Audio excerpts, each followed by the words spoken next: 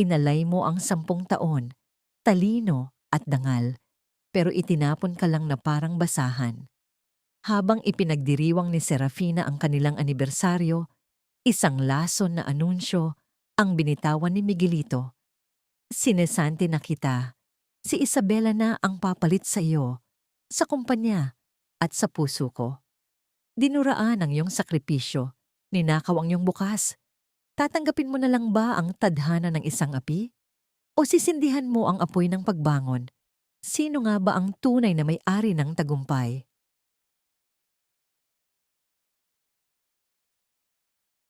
Hindi na kita kailangan sa kumpanyang ito, Serafina. At mas lalong hindi na kita kailangan sa buhay ko. You are fired. Effective immediately. Ang mga salitang yon ay binitawan ni Miguelito Valderrama nang walang kahit anong bakas ng pag-aalinlangan. Malamig ang kanyang boses, tila ba hindi asawa ang kanyang kausap, kundi isang empleyadong nakagawa ng isang malaking kasalanan. Sa loob ng malawak at marangyang boardroom ng Vanguard Archipelago, ang katahimikan ay naging kasing bigat ng isang libing. Sa mga sandaling iyon, mahigpit na hawak ni Serafina ang isang maliit na asul na kahon sa ilalim ng mesa. Sa loob nito ay isang mamahaling relos na may nakaukit na petsa ng kanilang ika-10 anibersaryo.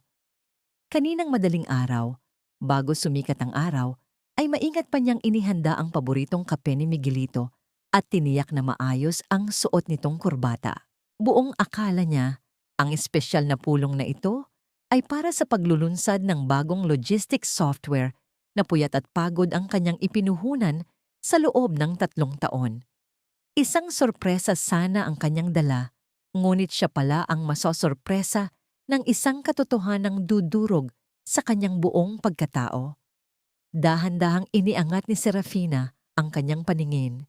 Doon, sa tabi ng kanyang asawa, ay nakaupo si Isabela Cortes Lantigua. Nakasuot ito ng isang pulang bestido na tila nanunuya sa puting blusa ni Serafina na may bahid pa ng tinta mula sa huling pag-aayos niya ng system code kagabi. Ang ngiti ni Isabela ay hindi abot sa mga mata. Ito ay isang ngiti ng tagumpay ng isang mandaragit na sa wakas ay nakuha ang kanyang biktima. Miguel, anong ibig mong sabihin? Ang boses ni Serafina ay halos isang bulong, tila isang mabasaging kristal na anumang oras ay magkakapira-piraso. Ang kanyang lalamunan ay nanunuyo at ang hangin sa loob ng kwarto ay tila unti-unting nauubos. Isang mapanuyang tawa ang lumabas sa mga labi ni Miguelito. Huwag tayong maglokohan, Serafina. Tingnan mo ang sarili mo. Masyado ka nang nakatali sa mga code at computer na yan. You've become dull, boring. Wala ka nang alam gawin, kundi ang magkulong sa server room. Ang Vanguard ay kailangan ng isang bagong mukha, isang taong may vision, at si Isabela ang taong iyon. Inilapag ni Miguelito ang isang dokumento sa harap ni Serafina. Pirmahan mo ang voluntary resignation mo at ang mga papeles para sa ating annulment. Huwag mo nang pahirapan ang sarili mo. I've already transferred Isabela as the new Chief Technology Officer. She's more capable of leading us to the global market kaysa sa isang babaeng hindi man lang marunong mag-ayos ng sarili.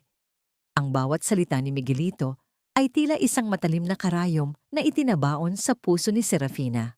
Naramdaman niya ang init ng mga luha na nagbabadyang pumatak. Ngunit pilit niya itong pinigilan. Hindi dito. Hindi sa harap ng mga taong pinagkatiwalaan niya. Lumingon siya sa mga board members na naroon. Ang mga taong tinulungan niyang yumaman dahil sa kanyang mga imbensyon. Ngunit lahat sila ay umiwas ng tingin. Ang iba ay nakatingin sa kanilang mga kuko. Ang iba naman ay tila mas interesado sa pattern ng marmol na sahig. I gave you everything, Miguel. Sabi ni Serafina, ang kanyang boses ay nanginginig sa pagitan ng pait at matinding sakit. Ako ang bumuo ng system ng kumpanyang ito mula noong nagsisimula pa lang tayo sa garahe ng bahay niyo. Ako ang nagpuyat para siguraduhin hindi tayo malulugi. At ngayon, papalitan mo lang ako ng ganito? Tumingin si Isabela sa kanya. Ang boses nito ay puno ng pekeng awa. Oh, Serafina, huwag ka nang maging madrama. People change. Business evolves. You're just a part of the past that we need to let go. Isipin mo na lang na pahinga mo na ito. After all, you've done enough. Tumayo si Miguelito. Hudyat na tapos na ang usapan. Kunin mo na ang mga gamit mo. May 30 minuto ka bago i-revoke ng security ang access mo sa gusaling ito. At Serafina, huwag mo nang tangkaing gumawa ng kahit anong eksena. It won't look good on you. Naiwang mag-isa si Serafina sa malawak na silid. Ang tunog ng kanyang sariling paghinga ay tila isang nakakatakot na alingawngaw sa katahimikan. Ang kanyang mga kamay ay nanginginig habang dahan-dahan niyang inilalabas ang asul na kahon mula sa ilalim ng mesa. Tiningnan niya ang relos, isang simbolo ng oras na kailanman ay hindi na niya mababawi. Ang 10 taon ng pag-ibig, sakripisyo at katapatan ay nauwi sa isang pirasong papel na nag-uutos sa kanyang maglaho. Tumayo siya nang may natitirang dignidad. Kahit na ang pakiramdam niya ay bawat hakbang niya ay parang naglalakad sa mga bubog. Pumasok siya sa kanyang opisina, ang kanyang santuwaryo sa loob ng maraming taon. Ang amoy ng kape at ang mahinang ugong ng mga computer ay tila mga kaibigang nagpapaalam sa kanya. Hindi siya umiyak. Sa halip, lumapit siya sa kanyang main terminal. Ang kanyang mga daliri, na tila may sariling isip, ay nagsimulang sumayaw sa keyboard.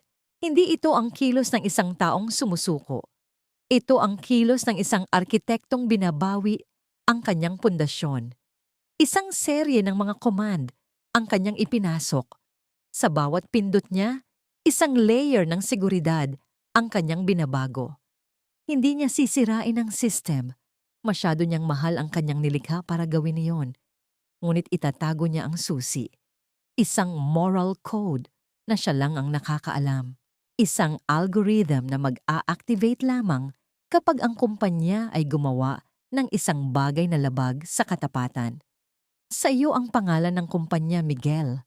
Bulong niya sa hangin habang pinapanood ang mga progress bar sa screen. Pero ang kaluluwa nito ay sa akin at kailanman hindi mo makukuha ang kaluluwang hindi mo naiintindihan. Eksaktong 30 minuto ang lumipas, kinuha ni Serafina ang kanyang maliit na bag at ang asul na kahon. Hindi na niya kinuha ang iba pang mga personal na gamit. Ang mga litrato nila ni Miguelito na nakasabit sa dingding ay tila mga estranghero na sa kanyang paningin. Paglabas niya ng elevator sa lobby, bumungad sa kanya ang isang malakas na buhos ng ulan. Ang langit ng Davao ay tila nakikiramay sa kanyang nararamdaman. Walang sasakyang naghihintay sa kanya. Ang itim na kotse na dati ay sumusundo sa kanya ay naroon. Ngunit nakita niyang pumasok doon sina Miguelito at Isabela. Nagtatawanan habang payong na hawak ng driver ang nagpoprotekta sa kanila sa ulan. Huminto ang kotse sa tapat ni Serafina. Ibinaba ni Miguelito ang bintana. Ang malamig na hangin at tilamsik ng ulan ay pumasok sa loob. Umuwi ka na sa Bohol, Serafina. Doon ka naman nababagay, sa putikan at sa nakaraan. Huwag mo nang tangkaing bumalik dito. You are nothing without me. Tandaan mo yan. Mabilis na humarurot ang kotse. Nagiiwan ng talsik ng maruming tubig sa laylayan ng blusa ni Serafina. Nakatayo siya doon, basang-basa, habang ang mga tao sa paligid ay nagmamadaling sumilong. Ang bawat patak ng ulan ay tila humahampas sa kanyang balat, pinapaalala sa kanya ang kanyang pag-iisa. Sa gitna ng rumagasang ulan, isang tanong ang paulit-ulit na humahampas sa kanyang isipan, kasing lakas ng kulog na gumuguhit sa langit. Paano mo bubuuin ang iyong sarili kung ang taong pinagkalooban mo ng iyong buong mundo ang siya mismong nagwasak nito? Dahan-dahang hinawakan ni Serafina ang kanyang singsing sa daliri, ang huling kadena ng kanyang nakaraan. Sa isang iglap, naramdaman niya ang isang kakaibang lamig na hindi galing sa ulan, kundi mula sa isang desisyong ngayon lang nabuo sa kanyang puso. Huwag mong kalimutan, Serafina, na kung hindi dahil sa perang galing sa bulsa ko, matagal nang nabulok sa lupa ang tatay mo. Isang malaking utang na loob ang utang mo sa akin na kahit habang buhay kang magsilbi, hindi mo mababayaran. Ang bawat salita ni Miguelito ay parang latay ng latigo na humahampas sa likod ni Serafina. Nakatayo siya sa gitna ng kanilang malawak na silid. Ang silid na siya mismo ang nagdisenyo ng bawat sulok. Ngunit ngayon ay tila isang malamig na bilangguan. Hawak niya ang isang maleta. Kalahati pa lang ang laman ng kanyang mga damit, habang sa pintuan ay nakasandal si Miguelito. Pinapanood ang kanyang bawat galaw na parang isang Panginoong nagmamasid sa kanyang alipin.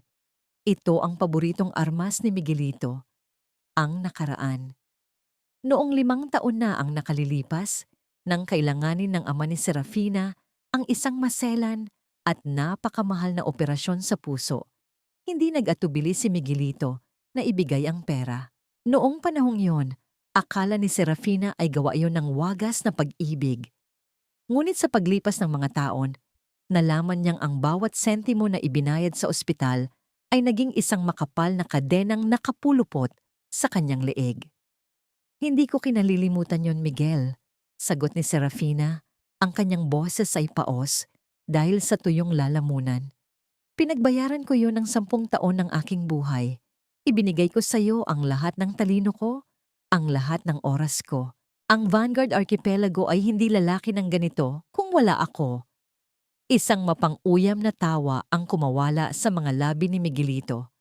Humakbang siya palapit, sapat na para maramdaman ni Serafina ang init ng kanyang hininga na amoy alak. Talino? Serafina, kahit sinong hamak na programmer sa kalsada ay kayang gawin ang ginagawa mo. Pero ang pagkakataon, ang puhunan, iyon ang wala ka. Isang hamak na probinsyano ka lang na kinuha ko sa putikan. At ngayon na wala ka ng pakinabang, dapat mo nang malaman kung saan ka lulugar. Kinuha ni Miguelito ang isang basong kristal na nasa ibabaw ng side table at dahan-dahang itinigil ang pag-inog ng alak sa loob nito. Ang bahay na ito, ang kotseng ginagamit mo, pati ang mga damit na suot mo, lahat iyan ay sa akin. Kaya bago lumubog ang araw bukas, siguraduhin mong wala na ni isang anino mo ang maiwan dito. Tinalikuran siya ni Miguelito, ang tunog ng mabibigat niyang hakbang sa sahig na yari. Sa Nara ay tila isang martilyo na nagpapako sa kabaong ng kanilang pagsasama. Naiwang nanginginig si Serafina. Lumapit siya sa closet at kinuha ang isang lumang jacket na tanging alaala niya mula sa kanyang ama. Sa gitna ng kanyang pagmamadaling mag-impake, isang puting sobre na nakaipit sa ilalim ng mga dokumento sa drawer ang nahulog. Ang selyo nito ay mula sa isang malaking bangko sa Davao. Dahan-dahan niyang binuksan ang sobre. Ang kanyang mga mata ay nanlaki habang binabasa ang nilalaman nito. Isang foreclosure notice, ngunit hindi para sa kumpanya, kundi para sa isang malaking pautang na ang ginamit na kolateral ay ang maliit na lupain at bahay ng kanyang tiya Marilu sa Bohol, ang tanging naiwang pag-aari ng kanyang pamilya. Ang mas masakit, nakita niya ang kanyang sariling pirma sa ilalim ng dokumento bilang gwarantor. Isang pirma na alam niyang hindi niya kailanman ibinigay. Naalala niya ang mga gabing pagod na pagod siya mula sa trabaho at pinapipirmahan siya ni Miguelito ng napakaraming papeles na ang sabi ay para lamang sa administrative purposes ng kumpanya. Hayop ka, Miguel. Ang tanging nasabi ni Serafina habang ang papel ay nayuyupi sa kanyang mahigpit na pagkakahawak. Hindi lang siya ninakawan ng dangal at karera, kundi pati ang huling santuwaryo ng kanyang pamilya ay itinaya nito sa sugal ng negosyo. Hindi na siya makahinga ng maayos. Ang bigat sa kanyang dibdib ay tila isang dambuhalang bato na unti-unting dumudurog sa kanyang mga buto. Hindi lang ito basta pagtataksil sa pag-ibig. Ito ay isang sistematikong pagwasak sa kanyang buong kinabukasan.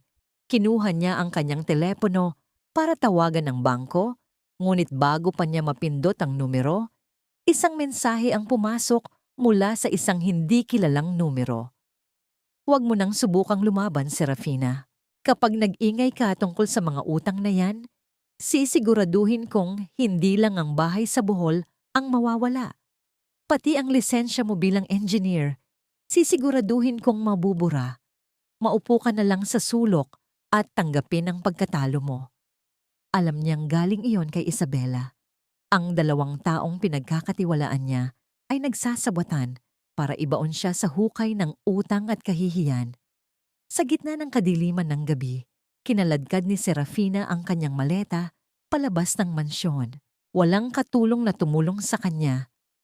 Lahat sila ay binalaan ni Miguelito na huwag lalapit. Ang tanging kasama niya ay ang tunog ng mga kuliglig at ang lamig ng hangin na humahampas sa kanyang mukha. Habang naglalakad siya palabas ng gate, lumingon siya sa huling pagkakataon. Ang mga ilaw sa loob ng bahay ay tila mga matang nanunuya sa kanyang pagkatalo. Ngunit sa kabila ng sakit at panghihina, isang maliit na kislap ng galit ang nagsimulang mag-apoy sa kaibuturan ng kanyang puso. Isang galit na hindi na basta-basta mapapatay ng ulan o ng mga salita ni Miguelito. Akala niyo ay nakuha niyo na ang lahat. Bulong niya sa sarili habang ang mga luha ay sa wakas ay pumatak. Hinahaluan ng alat ng dagat na amoy ng lungsod. Pero hindi niyo alam na ang taong wala nang mawawala ang pinakamapanganib na kalaban. Sumakay siya sa isang lumang taxi na dumaan. Sa pier po, ang sabi niya sa driver. Saan po kayo sa pier, ma'am? Tanong ng matandang driver habang nakatingin sa kanyang basang hitsura sa rearview mirror. Tumingin si Serafina sa malayo, sa direksyon kung nasaan ang dagat na naghihiwalay sa Davao at Bohol. Sa pinakamalayong barko na magdadala sa akin palayo sa impyernong ito. Habang umaandar ang taxi, naramdaman ni Serafina ang pag-vibrate ng kanyang bag. Kinuha niya ang asul na kahon na naglalaman ng relos, ang regalong hindi niya naibigay. Binuksan niya ito at tiningnan ang orasan. Ang mga kamay nito ay tumigil sa pag-ikot, eksaktong sa oras na pinalayas siya. Tila ba pati ang panahon ay tumigil para saksihan ang kanyang pagbagsak. Ngunit sa ilalim ng relos, napansin niya ang isang maliit na piraso ng microchip na hindi niya namalayang naroon. Isang chip na may markang pamilyar sa kanya. Isang backup ng lahat ng transaksyon ni Miguelito na lihim na ginawa ng kanyang system bago ito tuluyang malock. Ang amoy ng alat ng dagat at ang mainit na hangin ng Tagbilaran Pier ang sumalubong kay Serafina pagbaba niya ng barko. Ngunit kaibahan sa dati niyang pag-uwi na puno ng pananabik at mga pasalubong, ngayon ay tila bitbit niya ang buong bigat ng mundo sa kanyang mga balikat.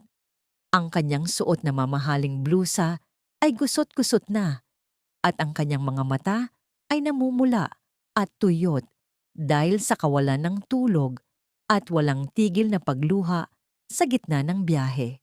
Naglakad siya sa gitna ng kumpol ng mga tao. Tila ang kanyang nag-iisang maleta na ang gulong ay lumilikha ng garalgal na tunog sa semento. Pakiramdam niya ay lahat ng tao ay nakatingin sa kanya. Hinuhusgahan ang kanyang pag-iisa at ang kanyang sugatang anyo. Sa isang lungsod na kasing liit ng kanilang bayan sa Bohol, ang balita ay mas mabilis pa sa agos ng dagat. Sumakay siya sa isang tricycle patungo sa baryo San Isidro. Habang umaandar ang sasakyan, pinagmasdan ni Serafina ang mga pamilyar na tanawin, ang mga puno ng niyog na sumasayaw sa hangin, ang mga batang naglalaro sa gilid ng kalsada, at ang mga dampa na kahit luma ay tila puno ng kapayapaan. Dati, ang katahimikan ng Bohol ay itinuturing niyang kabagutan. Ngunit ngayon, ito na lang ang tanging gamot na alam niyang magpapahinto sa ingay ng panunumbat ni Miguelito sa kanyang isipan. Huminto ang tricycle sa tapat ng isang maliit, ngunit maayos na bahay na yari sa kahoy at kawayan. Ang bakuran ay puno ng mga tanim na bulaklak at gulay. Doon, sa may beranda, ay nakaupo si Tia Marilu, dahan-dahang nag-aalis ng mga tuyong dahon sa kanyang mga halaman. Tia Marilu, ang mahinang tawag ni Serafina. Napatigil ang matanda. Dahan-dahan itong tumayo. Ang kanyang mga mata ay nanliit sa sikat ng araw hanggang sa makilala ang babaeng nakatayo sa tapat ng kanilang gate. Mabilis na lumapit ang matanda. Ang kanyang mga tsinelas ay lumilikha ng mabilis na kalansing sa sementadong daan. Ineng, Serafina, Diyos ko, anong nangyari sa'yo? Ang boses ni Tia Marilu ay puno ng pag-aalala habang binubuksan ang gate. Hindi na nakapagsalita si Serafina. Pagkadapo pa lang ng mga kamay ng kanyang tiyahin sa kanyang braso, tila bumigay ang lahat ng kanyang lakas. Napaluhod siya sa damuhan. Ang kanyang mga hikbi na kanina pa, pinipigilan ay tuluyan ng kumawala. Masakit at galing sa kaibuturan ng kanyang kaluluwa. Tia, wala na. Wala na ang lahat. Ang tanging nasambit niya sa pagitan ng mga paghagulgol, niyakap siya ng mahigpit ni Tia Marilu. Ang amoy ng matanda na parang bagong labang damit at tuyong dahon ay tila isang kumot na bumalot sa nanginginig na katawan ni Serafina. Tahan na, Ineng, nandito ka na sa bahay. Walang makakasakit sa iyo rito. Ngunit hindi nagtagal ang katahimikan. Mula sa kabilang bakuran, lumabas si Aling Nena, ang kapitbahay na kilala sa pagiging mapanghusga. May hawak itong walis tingting at nakataas ang kilay habang pinapanood ang tagpo. "Oh Marilu, bakit nandyan ang pamangkin mo? Akala ko ba ay reyna na iyan sa Davao? Bakit parang basang sisiw na bumalik?" Ang malakas na tanong ni Aling Nena na tila sinisiguradong maririnig ng iba pang mga kapitbahay. "Nabalitaan namin sa anak kong nasa Davao rin. Pinalayas daw iyan dahil may ibang babae ang asawa. O baka naman siya ang may kasalanan." "Tumahimik ka, Nena. Wala kang alam." Ang bulyaw ni Tia Marilu habang inaalalayan si Serafina na tumayo. Pumasok sila sa loob ng bahay, ngunit bago sumara ang pinto, naramdaman ni Serafina ang mga matang nakasilip mula sa mga bintana ng ibang bahay. Ang kahihiyang iniwasan niya sa Davao ay tila mas matindi rito sa kanyang sariling bayan. Sa loob ng silid na tinulugan niya noong bata pa siya, iniupo ni Tia Marilu si Serafina. Kumuha ang matanda ng isang mangkok ng mainit na sabaw ng malunggay at manok. "Kumain ka muna, Ineng. Huwag mong pansinin ang mga taong iyon. Ang mahalaga ay ligtas ka," sabi ni Tia Marilu habang dahan-dahang hinahaplos ang buhok ni Serafina. Kinuha ni Tia Marilu ang mga kamay ni Serafina, ang mga kamay na sanay humawak ng mamahaling gadgets at keyboard, at dahan-dahang hinilot ang mga daliri nito gamit ang langis ng niyog. Ang mga palad ni Tia Marilu ay magaspang dahil sa trabaho sa bukid, ngunit ang bawat haplos nito ay tila nagtatanggal ng mga tinik na nakabaon sa puso ni Serafina. Sa haplos na yon, naramdaman ni Serafina na kahit itakwil siya ng buong mundo, may isang sulok sa mundong ito na tatanggap sa kanya ng walang tanong. "Tia, ang bahay na ito." Ang simula ni Serafina, ang kanyang boses ay nanginginig habang naaalala ang foreclosure notice. "Patawarin niyo po ako.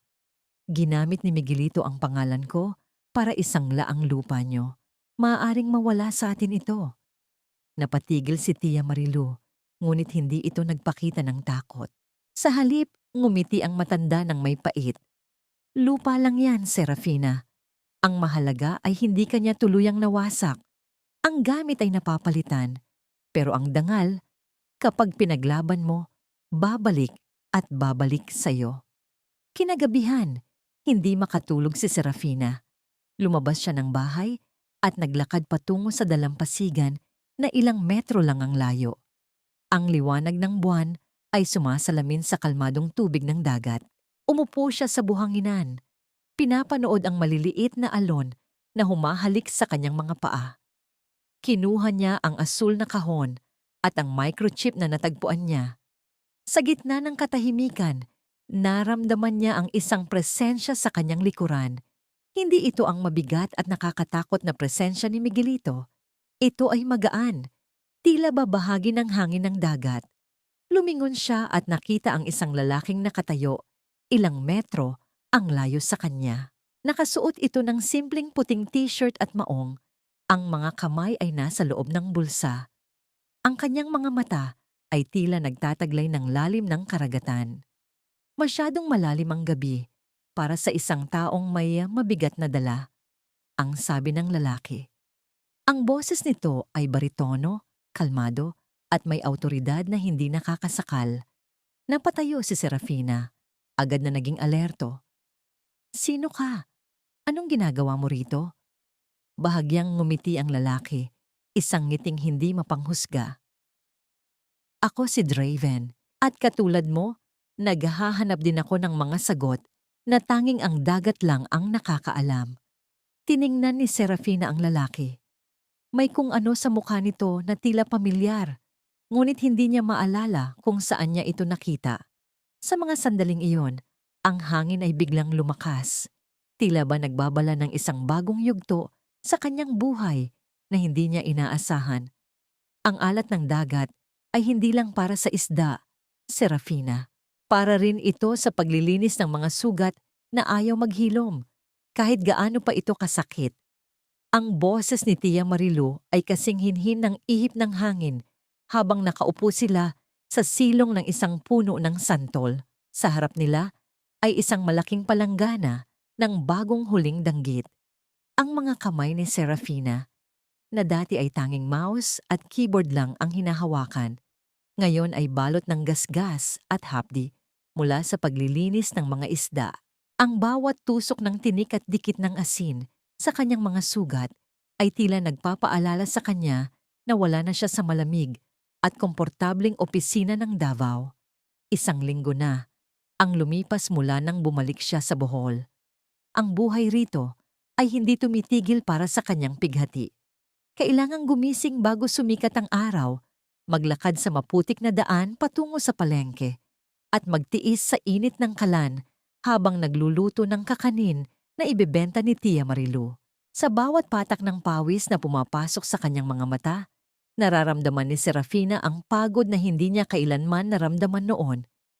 Isang pagod na pisikal, ngunit unti-unting nagpapatahimik sa ingay ng kanyang galit. Kailangan nating kumita ng sapat para sa buwan ng interes ng utang na iniwan ni Miguelito, Tia, sabi ni Serafina habang maingat na hinihiwa ang huling isda. Hindi ko hahayaang makuha nila ang bahay na ito. Ito na lang ang natitira sa atin. Tiningnan siya ng kanyang tiyahin nang may malalim na habag. Huwag mong ubusin ang sarili mo sa pag-iisip niya ni Neng. Ang Diyos ay hindi natutulog. At tingnan mo, hindi ka naman nag-iisa rito. Napalingon si Serafina sa gawing dalampasigan. Doon, nakita niyang muli si Draven. Katulong ito ng mga mangingisda sa paghila ng malaking lambat. Kahit na mukha itong galing sa marangyang pamilya, dahil sa tikas ng kanyang katawan, hindi ito nag-aatubiling madumihan at mabasa ng tubig dagat. Napansin ni Draven ang kanyang tingin at bahagyang tumango bilang pagbati. Hindi nagtagal. Lumapit si Draven sa kanila. Bitbit ang isang maliit na basket ng mga sariwang talaba. Para sa pananghalian niyo, Tia Marilu, masarap itong isawsaw sa suka at sili. Ang sabi nito habang inilalapag ang basket sa mesa. Salamat, Draven. Maupo ka muna. Anyaya ni Tia Marilu. Serafina, kumuha ka nga ng basong tubig para sa ating bisita. Sumunod si Serafina ng walang kibo. Pagbalik niya, iniabot niya ang tubig kay Draven. Nagdikit ang kanilang mga daliri sa isang saglit at naramdaman ni Serafina ang isang kuryente ng kaba na hindi niya maipaliwanag. Mabilis niyang binawi ang kanyang kamay. Nabalitaan ko ang tungkol sa Vanguard Archipelago. Biglang sabi ni Draven, ang kanyang boses ay naging seryoso. Nagkakagulo na sa Davao. Ang system na binuo mo, hindi nila mabuksan ang core server. Nagre-reboot ito tuwing susubukan nilang i-bypass ang security. Napatigil si Serafina. Isang mapait na ngiti ang sumilay sa kanyang mga labi. Iyon ay dahil ang system na yon ay may budhi. Hindi ito gagana para sa mga magnanakaw. Tumingin ng diretso si Draven sa kanyang mga mata. Alam mo ba na binaliktad ni Miguelito ang kwento? Sinabi niya sa mga shareholders na ninakaw mo ang master codes bago ka umalis. Pinapalabas niya na ikaw ang nananabutahe sa kumpanya para sa sarili mong interes. May mga balibalita na magsasampa sila ng kasong estafa at cybercrime laban sa iyo. Nabitawan ni Serafina ang kutsilyong hawak niya na lumikha ng isang matunog na pagbagsak sa sahig na semento. Ano? Ako pa ang naging kriminal? Siya ang nagnakaw ng 10 taon ng buhay ko. Siya ang gumamit ng pangalan ko para sa mga utang na hindi ko alam. Iyon ang dahilan kung bakit ako narito. Pagpapatuloy ni Draven. Hindi lang ako isang estranghero na naglalakad sa tabing dagat, Serafina. Ako ay isang abogado. At matagal na kitang pinagmamasdan. Hindi bilang kaaway, kundi bilang isang taong biktima ng parehong sistema na sumira rin sa pamilya ko noon. Nabigla si Serafina. Hindi niya akalain na ang lalaking ito ay may mas malalim palang dahilan sa pananatili sa kanilang baryo. Anong ibig mong sabihin? Ang Vanguard Archipelago ay dating kumpanya ng tatay ko. Bago ito kinamkam ng pamilya Valderrama sa pamamagitan ng maduming laro. Paliwanag ni Draven, ang kanyang mga kamao ay nakakuyom sa ibabaw ng mesa. Kaya alam ko ang laro nila. At alam ko rin na ikaw lang ang may hawak ng ebidensya na makakapagpabagsak sa kanila. Bago pa makasagot si Serafina, biglang tumunog ang lumang telepono sa loob ng bahay. Nagkatinginan sila ni Tia Marilu. Bihira silang makatanggap ng tawag, lalo na sa ganitong oras. Mabilis na pumasok si Serafina at sinagot ang tawag. Isang boses na puno ng poot at pagmamayabang ang bumungad sa kanya. Nandyan ka lang pala sa lungga mo sa Bohol, Serafina, ang sabi ni Miguelito. Akala mo ba ay makakatakas ka na? Ang system na sinira mo ay nagkakahalaga ng milyon-milyon. Kapag hindi mo ibinigay ang code sa loob ng 48 oras, sisiguraduhin kong sa kulungan ka magdiriwang ng susunod mong kaarawan. At ang tiya mo, mawawalan siya ng bubong sa ulo bago matapos ang linggong ito. Wala akong ibibigay sa iyo, Miguel, ang sigaw ni Serafina, habang ang kanyang mga luha ng galit ay muling pumatak. Mabulok kayo ni Isabela sa impyerno. Tingnan natin kung hanggang saan ang tapang mo kapag wala ka nang makain. Ang huling hirit ni Miguelito bago nito pinutol ang linya. Napasandal si Serafina sa dingding. Ang kanyang katawan ay nanginginig sa takot at galit. Sa labas, nakita niya si Draven na nakatayo sa may pinto. Pinapanood siya ng may determinasyon sa mga mata. Lumapit si Tia Marilu kay Serafina at kinuha ang nanginginig nitong mga kamay. Dahan-dahan niyang pinunasan ang mga luha ng dalaga gamit ang kanyang duster. Serafina, ang isda ay nahuhuli sa sarili nitong bibig. Hayaan mo silang magsalita. Tayo, gagawa tayo. Kumuha ang matanda ng isang dakot ng asin at isinaboy ito sa harap ng kanilang pintuan. Isang lumang paniniwala para itaboy ang malas at masamang spirito. Ang tunog ng mga butil ng asin na tumatama sa sahig ay tila isang panata ng pakikipaglaban. Cliffhanger. Tumingin si Serafina kay Draven. Tutulungan mo ba ako? Tumango si Draven. Pero kailangan nating kumilos ng mabilis. May ipapadala silang mga tao rito sa Bohol bukas para pilitin kang pumirma. At Serafina, may isa pa akong nalaman. Hindi lang pera ang ninanakaw nila sa Vanguard. May mas malalim at mas madilim na sikreto ang kumpanyang yon na ikaw mismo ang hindi nakakaalam kahit na ikaw ang gumawa ng system. Anong sikreto? Ang tanong ni Serafina, habang ang kabog ng kanyang dibdib ay mas mabilis pa sa tibok ng isang relo. Ang mga ghost deliveries, ang tanging nasabi ni Draven bago ang isang itim na sasakyan ay huminto sa tapat ng kanilang gate na nagdudulot ng isang makapal na alikabok sa hangin. Walang halaga ang iyong luha, Serafina. Pinatunayan mo lang sa buong mundo na isa kang magnanakaw na walang utang na loob. Ang tinig na yon ay hindi galing sa telepono. Ito ay nanggaling sa isang lalaking kakababalang mula sa itim na sasakyan na huminto sa tapat ng kanilang gate. Si Attorney Leandro Mercado. ang kanang kamay ni Miguelito sa lahat ng madidilim na transaksyon ng Vanguard. Nakatayo siya doon, suot ang isang mamahaling itim na Amerikana na tila kumikinang sa ilalim ng sikat ng araw, habang nakatingin ng may pandidiri kay Serafina. Sa mga sandaling iyon, ramdam ni Serafina ang bawat butil ng pawis at dumi sa kanyang mukha. Ang kanyang mga kamay ay amoy isda pa rin, at ang kanyang lumang duster ay may mga mantsa ng putik mula sa bakuran. Ang kaibahan ng kanyang kalagayan sa kintab ng sapatos ni Attorney Mercado ay tila isang malakas na sampal na nagpapaalala sa kanya kung gaano na siya kabaon sa hirap. Ang kanyang puso ay tila pinipiga ng isang dambuhalang kamay, at ang bawat hininga niya ay nagdudulot ng hapdi sa kanyang dibdib. Bakit ang mga taong nagnakaw ng iyong buhay ang siya pang may lakas ng loob na tawagin kang magnanakaw? Nandito ako para sa huling babala. Pagpapatuloy ni Mercado habang inilalabas ang isang makapal na bundle ng mga papeles. Pirmahan mo ang paglilipat ng lahat ng intellectual property rights mo sa Vanguard at ang pag-amin na kinuha mo ang pondo ng kumpanya. Gawin mo ito at hahayaan naming manatili ang tiyahin mo sa bahay na ito sa loob ng 6 na buwan. Kung hindi, ngayon din ay sisimulan namin ang pagpapalayas sa inyo. Naramdaman ni Serafina ang panghihina ng kanyang mga tuhod. Tumingin siya kay Tia Marilu na nakatayo sa likuran niya. Ang matanda ay namumutla at nanginginig ang mga labi. Ang bawat sentimetro ng lupang ito ay pinaghirapan ng kanyang pamilya. At ngayon, dahil sa kasakiman ni Miguelito, ito ay maglalaho na parang bula. Ngunit bago pa man makahakbang si Serafina para abutin ang panulat, isang matikas na figura ang humarang sa harap niya. Si Draven.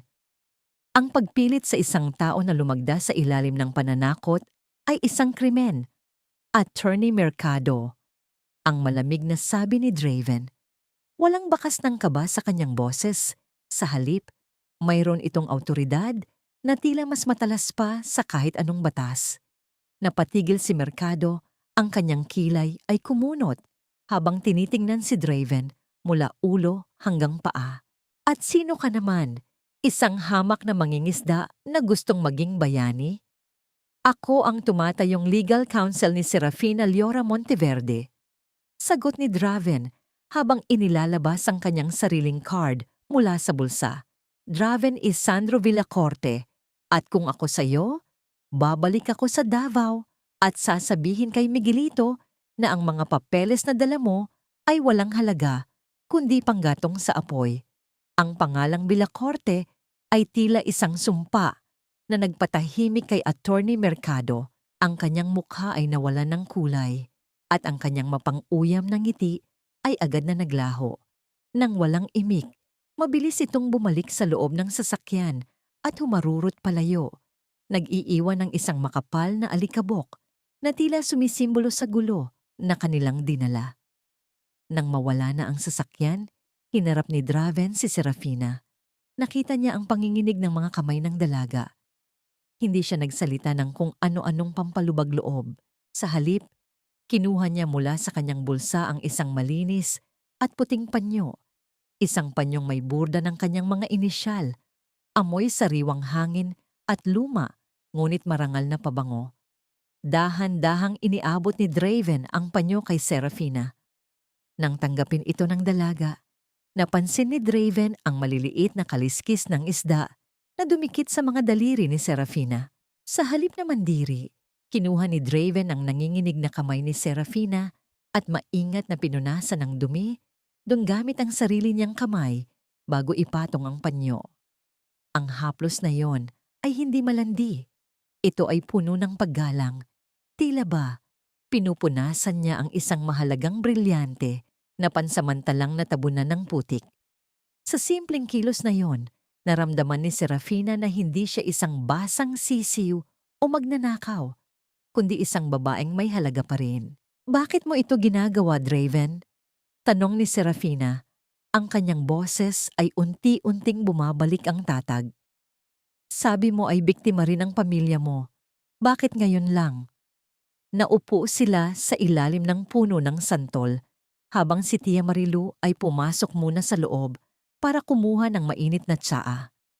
Dahil hinintay ko ang tamang sandali, simula ni Draven, ang tatay ko ay dating katuwang ng mga Valderrama.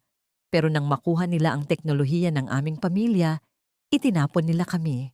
Namatay ang tatay ko sa sama ng loob, habang ako ay nagsumikap na maging abogado para sa isang layunin, ang mabawi ang katarungan.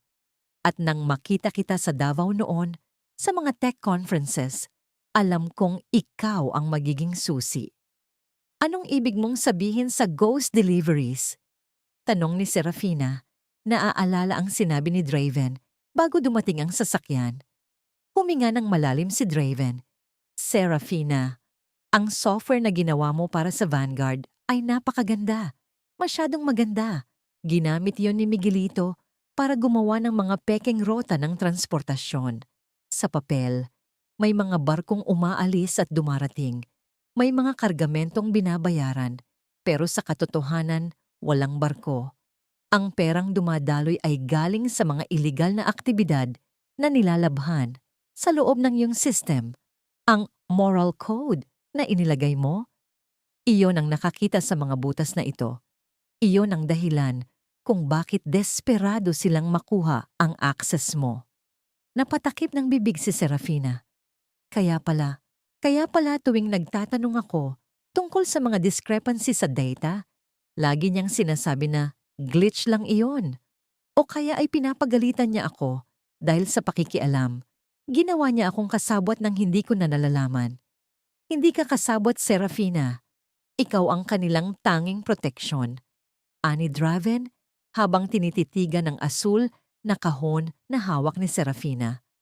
Ang microchip na yan, naglalaman yan ng mga logs ng bawat ghost delivery na naganap sa huling 3 taon. Iyan ang ebidensyang hinding-hindi nila mabubura dahil naka-encrypt ito gamit ang sarili mong biometrics. Tiningnan ni Serafina ang chip. Isang maliit na bagay, ngunit sapat na para wasakin ang imperyo ni Miguelito. Ngunit kasabay nito, isang panibagong pangamba ang pumasok sa kanyang isipan. Kung i-activate ko ito, malalaman nila kung nasaan ako. Malalaman ni Miguelito ang bawat galaw ko, bulong ni Serafina. Alam ko, sagot ni Draven, at iyon ang panganib na kailangan nating harapin. Pero bago iyon, may kailangan kang malaman tungkol sa utang ng tiyahin mo. Hindi lang 6 na buwan ang ibinibigay nila sa inyo, Serafina. Anong ibig mong sabihin? Kinuha ni Draven ang isang dokumento mula sa kanyang bag. Ang utang na ipinangalan sa iyo ni Miguelito. Lumobo na ito sa 10 milyong piso dahil sa mga hidden charges na nakatago sa mga fine print na pinirmahan mo, at ang deadline, hindi 6 na buwan. Sa susunod na Martes, darating ang sheriff para sa tuluyang foreclosure. Ang mundo ni Serafina ay tila muling gumuho. Martes, 3 araw na lang mula ngayon. Habang nakatulala si Serafina sa kawalan, biglang tumunog ang isang kakaibang alerto mula sa loob ng kanyang bag. Ang asul na kahon ay umiilaw ng kulay pula. Isang babala na may nagtatangkang pasukin ang kanyang system sa Davao gamit ang isang brute force attack. Ang kanyang system ay unti-unting bumibigay. Draven, sinusubukan nilang sunugin ang system, sigaw ni Serafina. Kapag nagawa nila yon, lahat ng ebidensya ng kanilang krimen ay mabubura. At ako ang lalabas na sumira sa lahat. Napatayo si Draven. Ang kanyang mukha ay puno ng tensyon. Kailangang nating buksan ang chip na yan ngayon din, Serafina. Pero tandaan mo, sa sandaling itama mo ang daliri mo diyan, opisyal na tayong nagdedeklara ng digmaan. Handa ka na ba? Tumingin si Serafina sa kanyang tiyahin, sa panyong bigay ni Draven, at sa sarili niyang mga kamay na may mga sugat ng pagtatrabaho. Isang malamig na determinasyon ang sumilay sa kanyang mga mata. Isuot mo na ang iyong tsaleko, Draven, ang sabi ni Serafina sa isang boses na kasing talim ng kidlat. Dahil sisiguraduhin kong hindi lang ang system ang masusunog sa kanila. Huwag kang umasta na parang ikaw ang reyna dito, Isabela. Pinalitan mo si Serafina sa kama ko at sa opisina niya. pero hinding-hindi mo mapapalitan ng utak na bumuo sa kumpanyang ito. Ang boses ni Miguelito ay parang lason na dahan-dahang nanunuot sa bawat sulok ng marangyang penthouse ng Vanguard Building sa Davao. Nakatayo siya sa harap ng malaking salamin na bintana, nakatingin sa nagkikislapang mga ilaw ng lungsod, ngunit ang kanyang mga mata ay walang kasing dilim. Sa likuran niya, si Isabela ay nakaupo sa sofa. Mahigpit na hawak ang isang baso ng mamahaling wine, habang ang kanyang pulang mga labi ay nakangiwi sa galit. Ang bawat segundo ng katahimikan sa loob ng silid ay tila isang matalim na kutsilyo.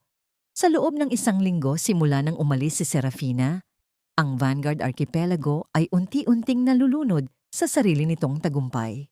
Ang mga computer sa server room ay walang tigil sa paglabas ng mga error messages na kulay pula, tila mga sugat na ayaw maghilom. I did everything you asked, Miguelito.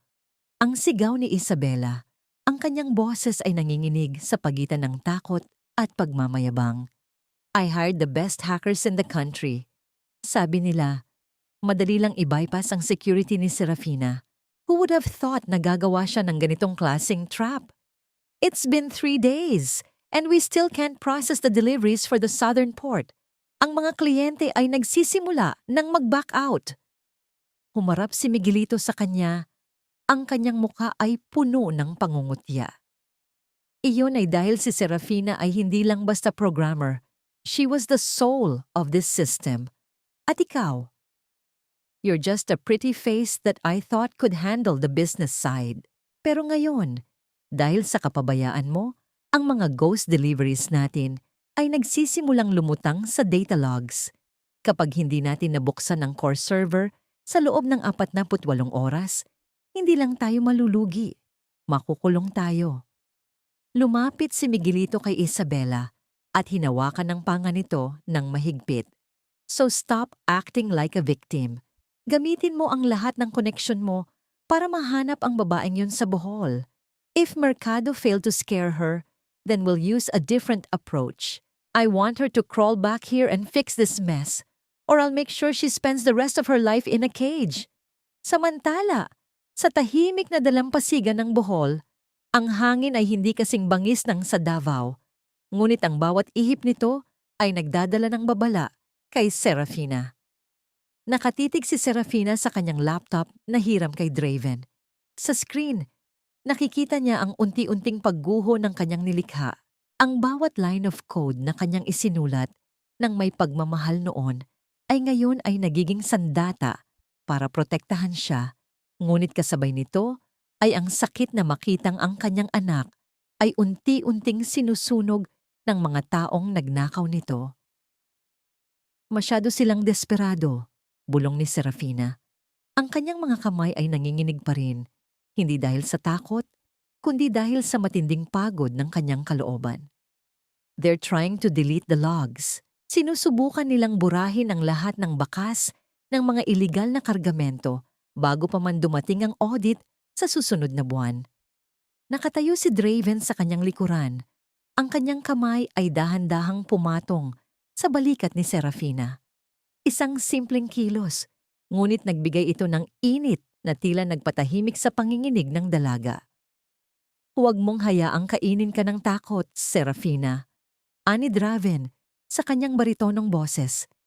Ang lason ay nasa Davao, wala rito sa Bohol. Dito, ligtas ka. Dito, ikaw ang may kontrol. Tumingin si Serafina sa malayo, sa abot tanaw kung saan ang dagat at langit ay nagsasama. Draven, ang 10 milyong utang na yon, alam kong hindi sapat ang paglilinis ng isda o pagtitinda ng kakanin para mabayaran yon sa loob ng 3 araw. Miguelito planned this to perfection. He didn't just want to replace me, he wanted to erase me. Lumuhod si Draven sa tabi ng upuan ni Serafina para magpantay ang kanilang mga paningin. Kinuha niya ang isang maliit na shell mula sa buhanginan at inilagay ito sa palad ni Serafina. Tingnan mo ito. Ang shell na ito ay dumaan sa libu-libong hampas ng alon, napadpad sa iba't ibang dako na puno ng gasgas. Pero sa loob nito, nananatili ang kintab at ganda. Katulad mo, Ang 10 milyon ay isang numero lang sa papel, pero ang katotohanan na hawak mo sa microchip na yan, iyan ay walang katapat na halaga. Napangiti ng bahagya si Serafina, ang unang tunay na ngiti na sumilay sa kanyang mga labi simula nang bumalik siya. Salamat, Draven, pero kailangan nating maging handa. Alam kong hindi titigil si Miguelito sa pananakot lang.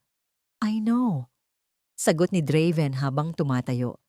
Kaya naman kinausap ko na ang ilang mga kaibigan ko sa Manila.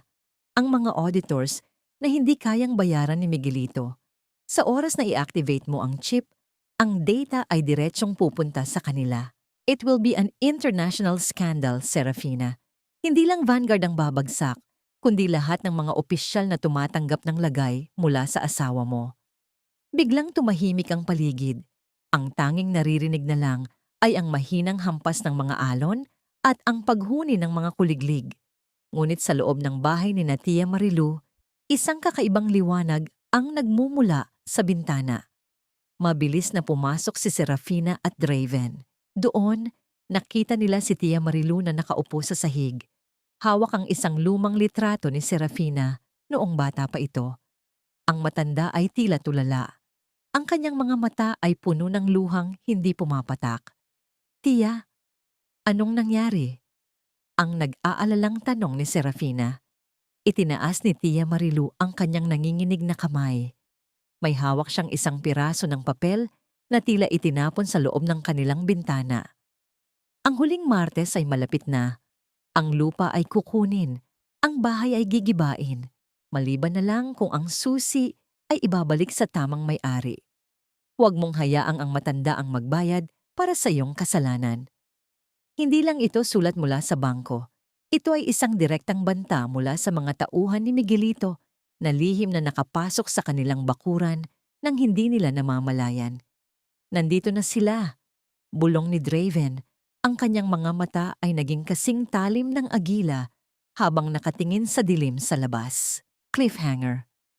Habang binabasa ni Serafina ang sulat, ang kanyang laptop sa labas ay biglang naglabas ng isang nakakabinging tunog ng alerto. Ang kill switch ay na-activate nang hindi niya pinipindot. May isang taong nakapasok sa kanyang system mula sa loob mismo ng Bohol. Isang signal na napakalapit sa kinaroroonan nila ngayon. Draven, may spy sila rito, sabi ni Serafina. Ang kanyang boses ay puno ng kilabot. And they're not just hacking the system, they're tracking our GPS signal. We have to go, now. Sa dilim ng gabi, isang paris ng mga mata ang nagmamasid sa kanila mula sa likuran ng mga puno ng niyog. Hawak ang isang device na kumikislap ng kulay berde. Ang laso ng Davao ay tuluyan nang nakarating sa paraiso ng Bohol.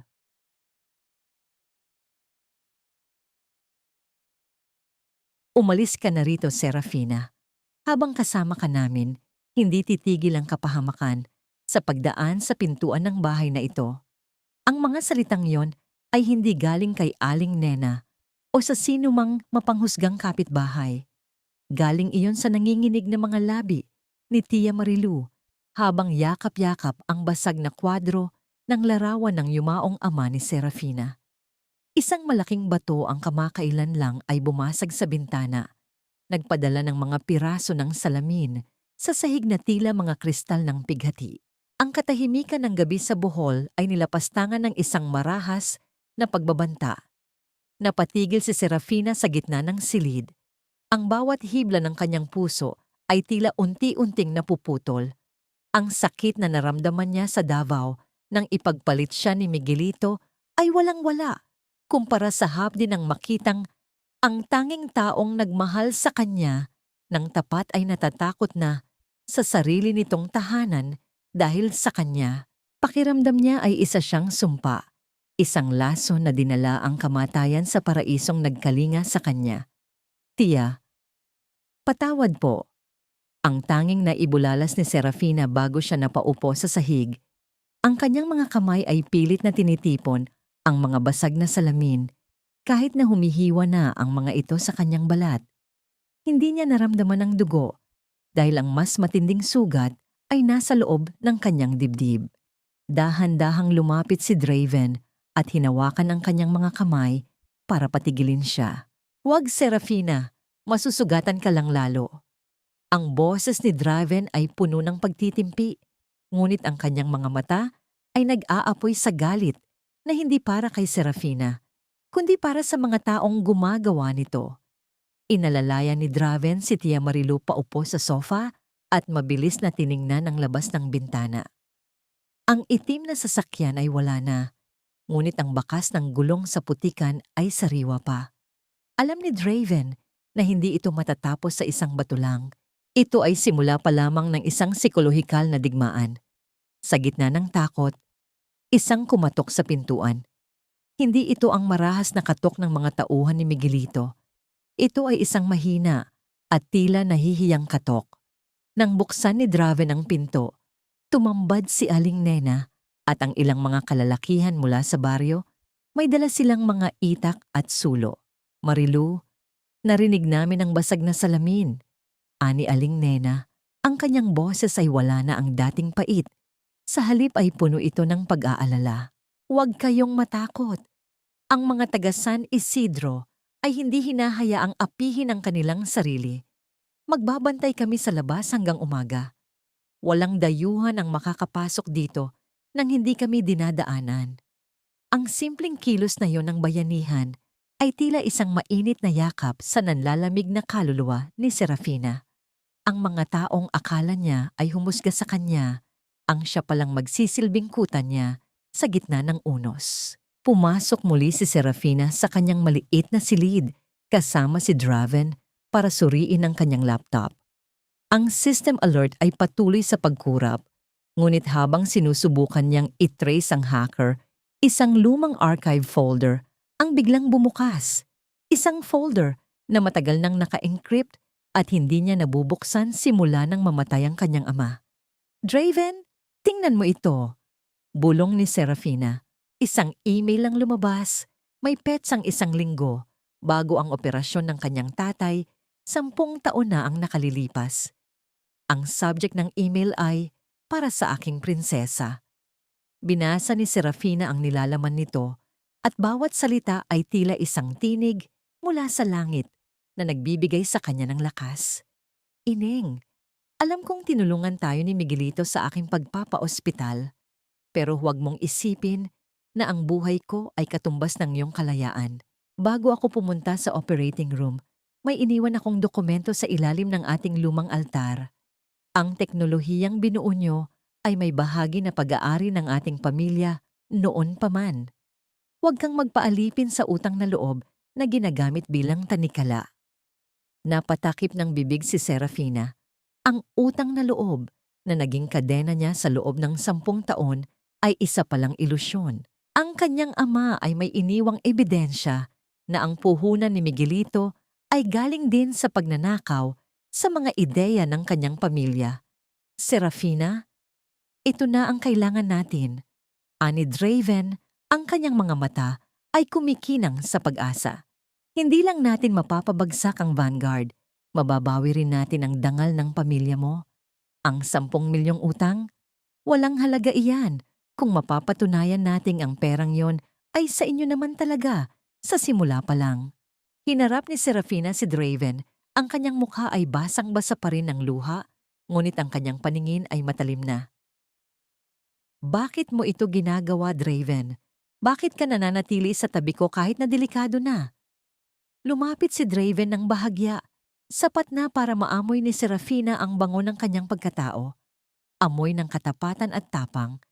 "Dahil noong makita kita sa Davao, nakita ko ang isang babaeng binuo ang mundo para sa iba, ngunit nakalimutang bumuo ng mundo para sa sarili niya. At gusto kong ako ang maging saksi sa sandaling itatayo mo na ang sarili mong kaharian, Serafina. Hindi lang ito tungkol sa kaso, tungkol din ito sa kung ano ang nararamdaman ko rito." Itinuro ni Draven ang kanyang dibdib. Ang bawat salita ay tila isang pangako. Ngunit sa gitna ng kanilang paglalapit, isang malakas na tunog ng sirena ang narinig mula sa kalsada. Hindi ito sirena ng ambulansya, kundi sirena ng mga sasakyan ng bangko at ng sheriff. Cliffhanger. Masyadong maaga, sabi ni Draven habang tinitingnan ang relo. Lunes pa lang ng gabi. Bakit sila nandito? Isang malakas na boses mula sa megaphone ang bumasag sa katahimikan ng gabi. Serafina Leora Monteverde, lumabas ka ng itaas ang mga kamay. Meron kaming warrant of arrest para sa kasong qualified theft at cyber-sabotage. At ang property na ito ay opisyal ng kinukuha ng bangko sa ilalim ng utos ni Mr. Miguelito Valderrama. Napatingin si Serafina sa kanyang tiyahin na muling napaiyak sa takot. Ang unos ay hindi na lang basta nasa labas. Ito ay pumasok na sa loob at handa ng tangayin ang lahat ng natitira sa kanya. Paano mo mapapanatili ang pananampalataya kung ang batas mismo ay ginagamit para ibaon ka sa lupa? Isuko mo ang iyong sarili, Serafina. Walang teknolohiya ang makakatakas sa kamay ng batas. Ang boses ng sheriff ay tila isang hatol ng kamatayan na umalingaw-ngaw sa bakuran ni Tia Marilu. Ang mapupula at mabubughaw na ilaw mula sa mga sasakyan ng pulis ay sumasayaw sa mga dingding ng kanilang lumang bahay na nagbibigay ng isang nakakahilakbot na anyo sa kapaligirang dati ay puno ng katahimikan. Ang bawat tibok ng puso ni Serafina ay tila isang martilyo na bumubugbog sa kanyang dibdib, habang ang lamig ng gabi ay unti-unting nanunuot sa kanyang mga buto. Lumapit si Draven sa bintana. Ang kanyang mga panga ay mahigpit na nakakuyom. Masyadong mabilis ang paglabas ng warrant na ito. Malinaw na may binayaran si Miguelito sa loob ng korte para madaliin ang lahat. Serafina, kapag sumama ka sa kanila ngayon, mawawalan tayo ng pagkakataong ma-activate ang chip. Tumingin si Serafina sa kanyang laptop. Ang screen ay puno ng mga nagbabagong numero at simbolo. Ang moral code na binuo niya ay parang isang buhay na nilalang na sumisigaw sa loob ng makina, humihingi ng laya para isiwalat ang katotohanan. Ngunit sa labas, ang mga yabag ng mabibigat na sapatos ng mga pulis ay palapit na sa kanilang pintuan. Sa gitna ng kaguluhan, dahan-dahang tumayo si Tia Marilu. Pumunta ang matanda sa kanilang maliit na altar at kinuha ang isang lumang kuwintas ng rosaryo na yari sa kahoy ng punong nara. Inilagay niya ito sa leeg ni Serafina at hinawakan ang mukha ng dalaga. Ineng, ang katotohanan ay parang tubig sa batis. Gaano mo man subukang harangan, hahanap at hahanap iyan ng daan para dumaloy. Gawin mo ang dapat mong gawin. Ako ang haharap sa kanila. Lumabas si Tia Marilu sa pintuan. Bitbit ang kanyang pananampalataya bilang tanging sandata. Sandali lang, mga Ginoo. Ang malakas na sigaw ng matanda na nagpatigil sa mga pulis. Ang aking pamangkin ay hindi kriminal. Bigyan niyo kami ng kahit 5 minuto para makapag-ayos ng sarili. Habang ginagamit ni Tia Marilu ang kanyang huling lakas para harangan ang pintuan, mabilis na hinarap ni Serafina ang keyboard. Draven, kailangan ko ng access sa satellite link ng Vanguard. Ang chip na ito, hindi lang ito database, ito ang puso ng buong system. Kapag ipinasok ko ito, hindi lang logs ang lalabas. Lahat ng screen sa loob ng kumpanya sa Davao, pati ang mga digital billboard sa labas ng gusali, ay magpapakita ng mga transaksyong itinatago nila. Gawin mo na, Serafina, sabi ni Draven habang binabantayan ang pintuan na unti-unti nang naitutulak ng mga awtoridad. Ipinasok ni Serafina ang microchip. Ang kanyang daliri ay nanginginig nang itapat niya ito sa biometric scanner. Verification complete. Ang malamig na boses ng computer na nagmula sa speakers. Sa isang sandali, ang lahat ng kulay sa screen ni Serafina ay naging luntian. Ang moral code ay tuluyan ng nag-activate. Ito ay hindi virus, kundi isang salamin. Isang algorithm na sadyang idinisenyo ni Serafina noon pa man para protektahan ang kumpanya mula sa sarili nitong kasamaan. Ang bawat ghost delivery, ang bawat sentavo na nilabhan ni Miguelito at Isabela ay nagsimulang mag-upload sa isang pampublikong cloud server na hindi kayang burahin ng sinuman. Draven, it's done! Bulong ni Serafina. Kasabay ng kanyang huling pindot sa enter, ang pintuan ay tuluyang bumukas. Pumasok ang mga pulis, bit-bit ang kanilang mga baril at posas. Ang sheriff ay lumapit kay Serafina at marahas na hinawakan ang kanyang braso. Serafina Leora Monteverde, you are under arrest. Hindi lumaban si Serafina. Hinayaan niyang ilapat ang malamig na bakal ng posas sa kanyang mga pulso. Tumingin siya kay Draven, na ngayon ay hawak na rin ang kanyang telepono. Mabilis na nakikipag-usap sa kanyang mga koneksyon sa Manila. Nagawa na niya, Attorney Santos. I-check niyo ang live feed ng Vanguard. Ang ebidensya ay nasa labas na. Sigaw ni Draven sa telepono. Habang kinakaladkad si Serafina palabas ng bahay, lumingon siya sa huling pagkakataon kay Tia Marilu. Ang matanda ay nakaluhod sa sahig. Umiiyak, ngunit nakangiti. Ang bahay ay maaring makuha ng bangko, ang kanyang katawan ay maaring ikulong, ngunit ang moral code ay malaya na. Sa Davao, sa mismong sandaling iyon, ang malaking digital billboard sa tapat ng Vanguard Building na dati ay nagpapakita ng mukha ni Miguelito at Isabela ay biglang nagbago. Ang mga mukha ng tagumpay ay napalitan ng mga listahan ng mga pekeng kumpanya, mga halaga ng perang ninakaw, at ang pinakamatinding ebidensya, ang mga video logs ng mga lihim na pag-uusap ni Miguelito tungkol sa pag-setup kay Serafina. Ang mga tao sa kalsada ay nagsimulang huminto. Ang mga flashes ng mga kamera mula sa mga news reporters ay nagsimulang magningning. Ang imperyo ni Miguelito ay unti-unti nang nagliliyab sa harap ng buong bansa. Dangling mystery. Habang isinasakay si Serafina sa loob ng patrol car, isang pulis ang lumapit sa sheriff at may ibinulong. Ang mukha ng sheriff ay biglang nagbago mula sa pagiging strikto patungo sa matinding pagkalito. Sheriff, may utos mula sa regional office. Itigil ang pag-aresto. May lumabas na bagong ebidensya na hindi lang si Miss Monteverde ang biktima rito, kundi may mas malaking isda na sangkot sa likod ng kumpanya. Cliffhanger. Isang itim na helicopter ang biglang lumitaw sa himpapawid ng San Isidro. Ang malakas na hangin mula sa mga elise nito ay nagpapatalsik ng alikabok at tuyong dahon sa paligid. Hindi ito sa pulis. Hindi rin ito sa bangko. May markang NBE, Special Task Force, sa gilid nito. Sino ang mga taong ito? At bakit ang target nila ay hindi si Serafina, kundi ang mismong sheriff na humahawak sa kanya? Draven, tawag ni Serafina mula sa loob ng sasakyan. Ang kanyang puso ay muling bumilis ang kabog. Anong nangyayari? Tumingin si Draven sa helicopter at sa unang pagkakataon, nakita ni Serafina ang isang pamilyar na kislap sa mga mata ng abogado. Isang kislap na nagsasabing, ang laban na ito ay mas malaki pa kaysa sa inakala niya. Akala mo ba, sa isang pindot mo lang ng computer ay mabubura mo na ang 10 taon nating pagsasama? Akin ka, Serafina. At ang lahat ng nasa utak mo ay pag-aari ko rin.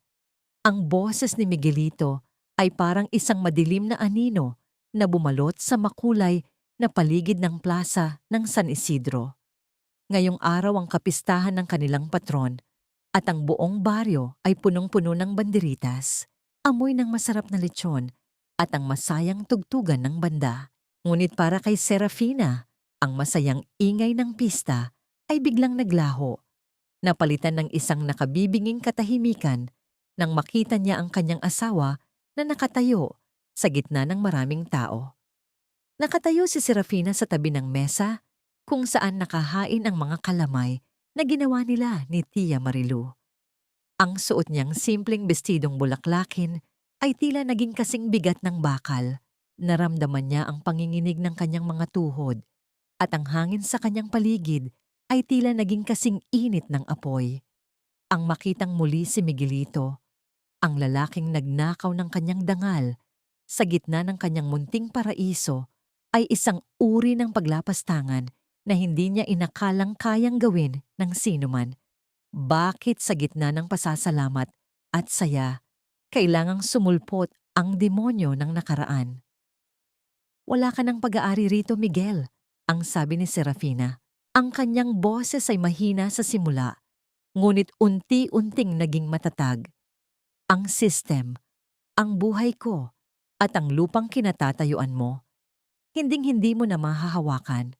Isang mapanuyang tawa ang pinakawalan ni Miguelito. Humakbang siya palapit. Hindi pinapansin ang mga masasamang tingin ng mga taga-baryo na nakapaligid sa kanila. Huwag kang magmalinis, Serafina. Ang NBI ay nagtatanong na. Ang akala mong moral code ay nagdala lang ng pansin sa atin. Pero tandaan mo, ako ang may hawak ng mga papeles. Ang kumpanya ay sakin. At kung babagsak ako, sisiguraduhin kong kasama kitang lulubog sa putikan. Lumapit si Miguelito at marahas na hinawakan ang braso ni Serafina. Sumama ka sa akin sa Davao. Ngayon din, sabihin mo sa kanila na nagkaroon lang ng glitch. Sabihin mo na ikaw ang nagkamali. I'll give you back everything. The house, the cars, the status. Just fix this mess. Bitawan mo siya. Ang boses ni Draven ay parang isang malakas na kulog na nagpatigil sa lahat. Naglakad siya mula sa kumpol ng mga tao. Ang kanyang mga mata ay nag-aapoy sa matinding galit. Hindi siya mukhang abogadong de Campanilla sa pagkakataong ito. Mukha siyang isang lalaking handang pumatay para protektahan ang babaeng mahal niya. Villacorte, ang bulong ni Miguelito, ang kanyang mga mata ay nanliit sa galit. Hanggang dito ba naman ay susundan mo ako? Ang pamilya niyo ay talunan noon at talunan ka pa rin ngayon. Ang pamilya ko ay ninakawan niyo, Miguelito. Pero ang babaeng ito, hindi mo na siya makukuha muli. Ani Draven, habang pilit na inaalis ang kamay ni Miguelito sa braso ni Serafina. Nagkaroon ng tensyon sa pagitan ng dalawang lalaki. Ang mga taga-baryo ay nagsimula ng magbulong-bulungan at ang saya ng pista ay tuluyan ng napalitan ng isang mainit na komprontasyon. Sa gitna ng pag-aaway ni Draven at Miguelito, humakbang si Serafina sa gitna. Tiningnan niya ng diretso si Miguelito sa mga mata. Nakita niya ang takot na nakatago sa likod ng kayabangan ng asawa. Dahan-dahan niyang itinaas ang kanyang kamay. Ang lahat ay tila tumigil sa paghinga. Isang malakas na tunog ng palad na tumama sa pisngi ang umalingaw-ngaw sa buong plaza.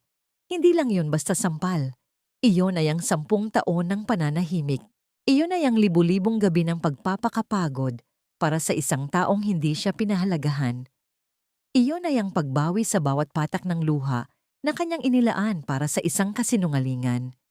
Ang sampal na yan ay para sa Tia Marilu na tinakot mo, ang sabi ni Serafina. Ang kanyang boses ay kasing lamig ng yelo. Ang susunod ay para sa akin. Pero hindi ko narurumihan ang mga kamay ko sa isang taong wala ng halaga. Umalis ka sa Bohol, Miguel, bago pa dumating ang mga NBIs na kanina ko pa tinawagan. Ang mukha ni Miguelito ay namula sa hiyang naramdaman. Sa harap ng buong baryo, sa harap ng mga taong itinuturing niyang mabababa, siya ay hinarap at pinahiya ng babaeng inakala niyang kontrolado niya. Pagsisisihan mo ito, Serafina. Pagsisisihan niyo itong lahat. Ang sigaw ni Miguelito habang mabilis na tumatalikod patungo sa kanyang sasakyan. Ang tunog ng mabilis na pag-andar ng gulong sa lupa ay nag-iwan ng isang makapal na alikabok, tila isang simbolo ng kanyang maruming pagkatao na unti-unti nang lumalayo. Nang mawala na ang sasakyan, naramdaman ni Serafina ang paglambot ng kanyang mga tuhod. Ngunit bago pa siya matumba, naramdaman niya ang matitibay na braso ni Draven na sumuporta sa kanya. Nagawa mo na, Serafina, bulong ni Draven. Tapos na ang pagtatago. Tumingin si Serafina sa paligid. Ang mga taga-baryo ay nagsimulang magpalakpakan. Si Tia Marilu ay lumapit at niyakap siya ng mahigpit. Ang matanda ay umiiyak sa kagalakan. Ang pista ay muling nagpatuloy.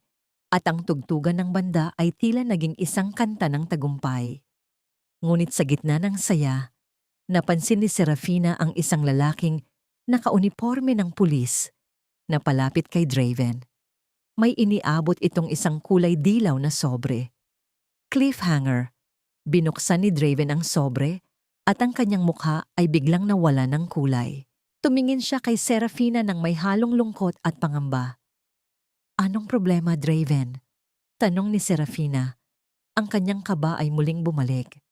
Ang kaso sa Davao. Mabilis na kumilos si Isabela. Sabi ni Draven.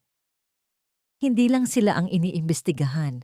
Ginamit nila ang moral code mo para palabasin na ikaw ang may akda ng lahat ng ghost deliveries. Ang system ay nakapangalan sa iyo, Serafina. Sa mata ng batas sa ngayon, ikaw ang arkitekto ng buong sindikato. Nabitawan ni Serafina ang hawak niyang kalamay. Ang tamis ng pista ay biglang naging mapait. Ang kanyang tagumpay ay tila isang mabilis na panaginip na ngayon ay nagiging isang mas malalang bangungot. Kailangan nating pumunta sa Davao, Serafina. Pagpapatuloy ni Draven. Doon natin tatapusin ang laban na ito. Pero tandaan mo, maaaring hindi na tayo makabalik dito sa Bohol nang magkasama. Sino ang tunay na kaaway? Si Miguelito na harap-harapang lumalaban o ang system na binuo ni Serafina na ngayon ay ginagamit para bitayin siya?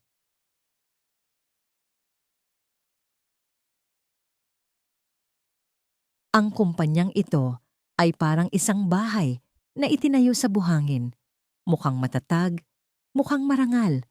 Ngunit sa isang hampas lang ng katotohanan, lahat ay guguho at walang matitira, kundi alikabok.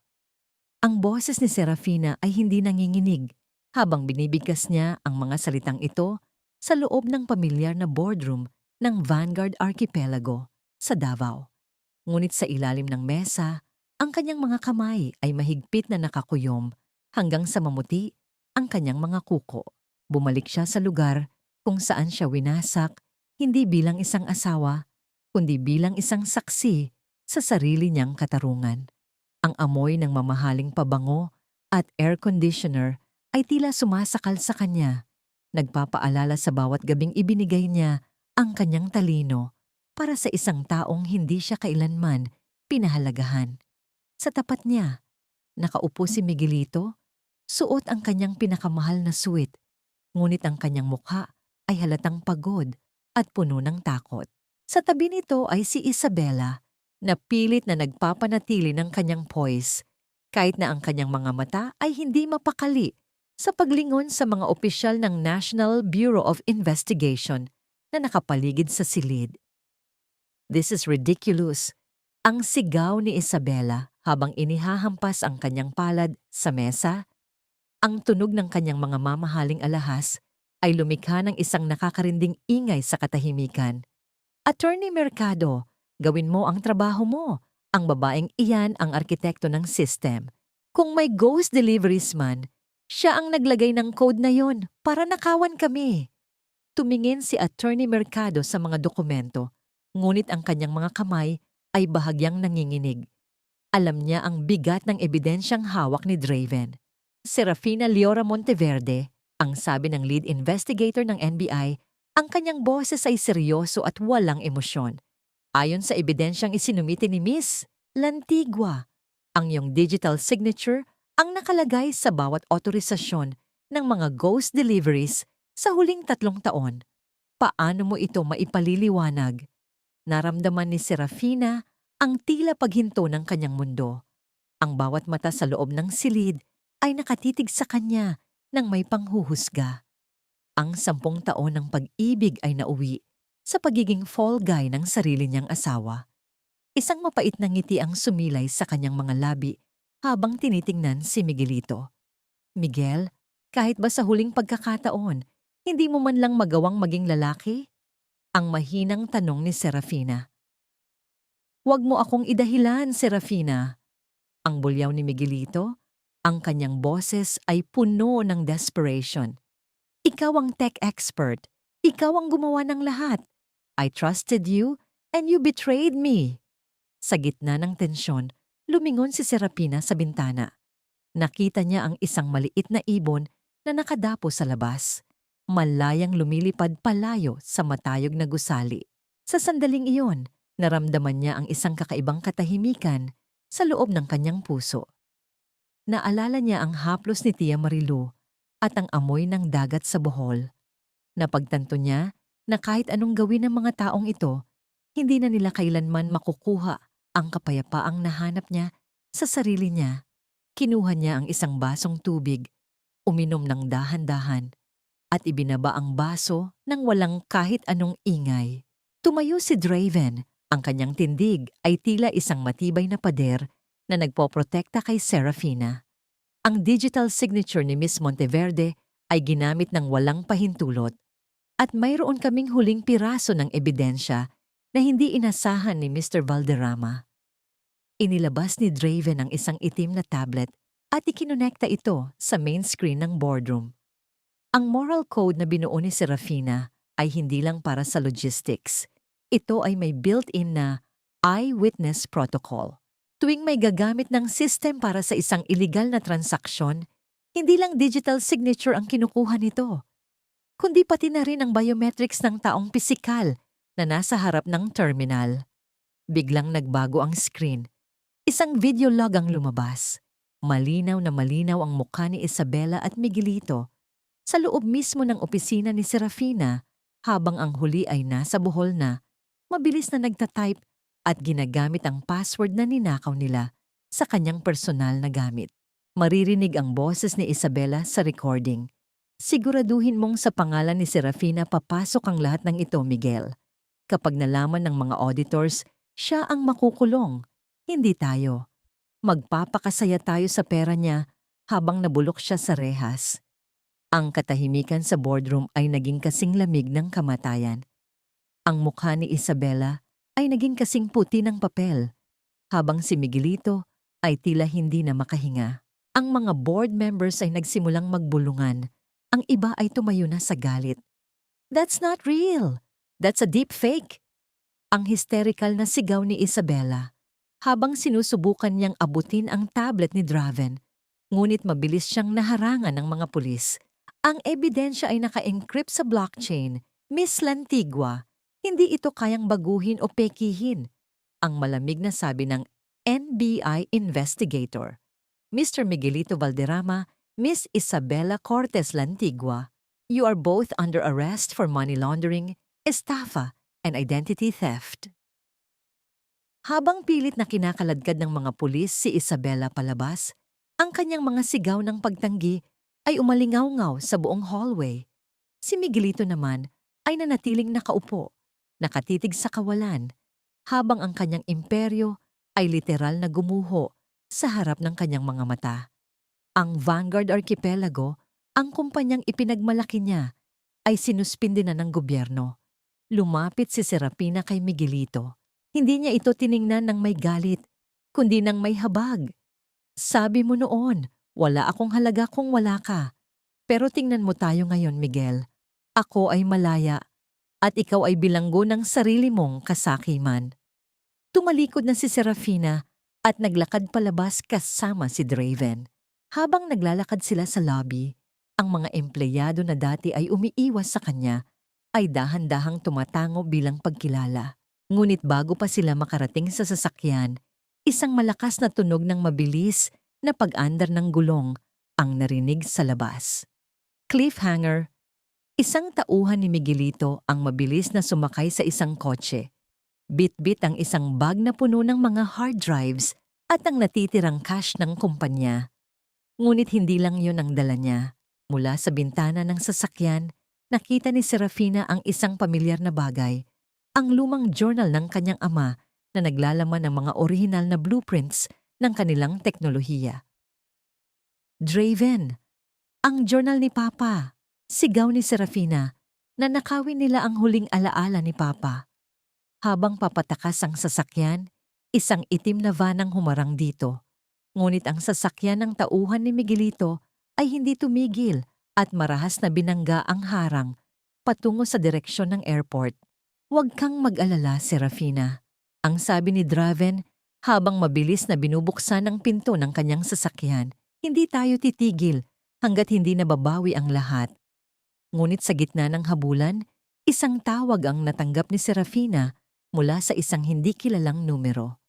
Kung gusto mong makitang buo pa ang journal na ito, pumunta ka sa lumang warehouse sa Pier 4. Mag-isa? Kung hindi, Susunugin ko ang bawat pahina nito, pati na ang mga ebidensyang kailangan mo para mabawi ang lupa sa Bohol. Sino ang taong ito? At bakit tila alam niya ang bawat galaw ni Serafina? Ang laban para sa Vanguard ay tapos na, ngunit ang laban para sa kanyang pamilya ay ngayon palang magsisimula sa pinakamadilim na bahagi ng Davao.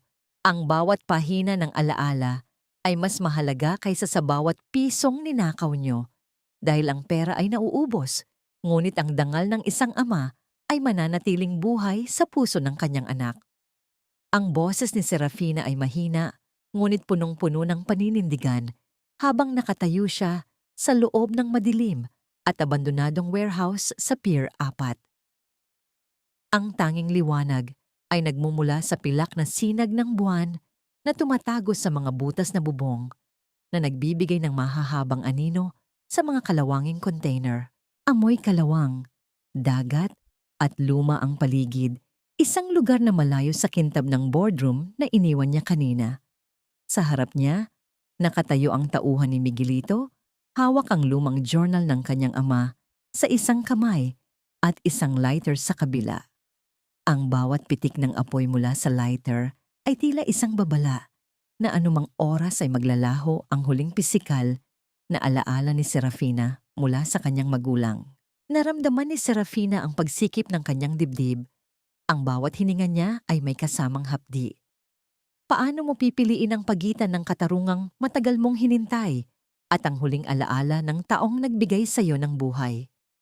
Ibigay mo na sa akin ang code para sa offshore accounts ni Miguelito, Serafina. Ang sigaw ng lalaki. Ang boses nito ay nanginginig sa desperasyon. Kapag hindi mo ibinigay, sisiguraduhin kong magiging abo ang journal na ito bago pa makarating ang mga pulis. Ang code na yon ay hindi mo kailangan. Ang sabi ni Serafina habang dahan-dahang humahakbang palapit. Ang kanyang puso ay tumitibok ng mabilis, ngunit pinilit niyang manatiling kalmado.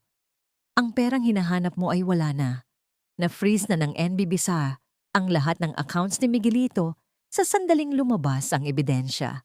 Ang tanging hawak mo ngayon ay ang galit ng isang anak. Biglang bumukas ang malaking pinto ng warehouse na lumikha ng isang malakas na tunog ng pagkiskis ng bakal sa semento. Pumasok si Draven, kasunod ang ilang mga operatiba ng NBE Corps. Ang liwanag mula sa kanilang mga sulo ay tumama sa mukha ng tauhan ni Miguelito na ngayon ay wala nang mapuntahan. Tapos na ang laro.